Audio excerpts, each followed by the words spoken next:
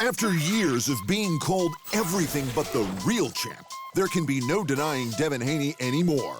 The new undisputed lightweight kingpin thoroughly outpointed George Kambosos Jr., but it might not be the last he's heard from the Australian.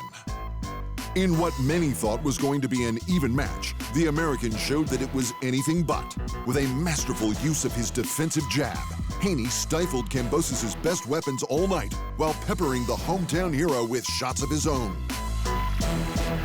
As the fight was going on, I felt him giving up more and more, said the new undisputed champ. I said, you know what?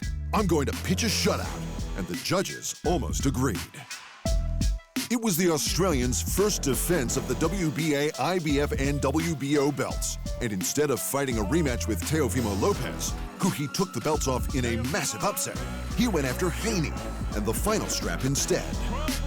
Coming up next for Haney is a murderer's row of killers. If Teofimo Lopez stays in the division, he'd likely be first in line for the title, since recovering from a serious lung issue.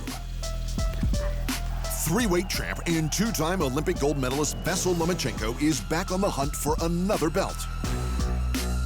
And it's high time the undefeated former junior lightweight champ Gervonta Davis tested himself against the best in his new division. But not so fast. Unlike Lopez and Lomachenko before that, Kambosos was smart enough to put in a rematch clause.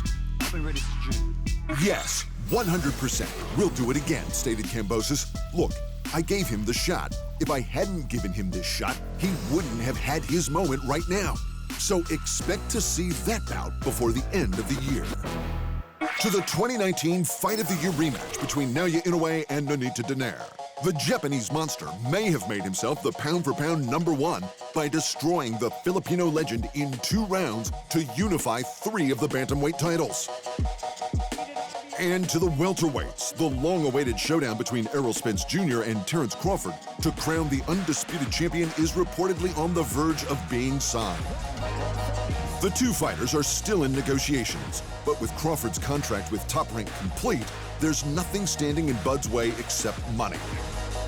As for Spence, his promoters at PBC would be the presenters of the pay-per-view bout, which could happen as soon as October.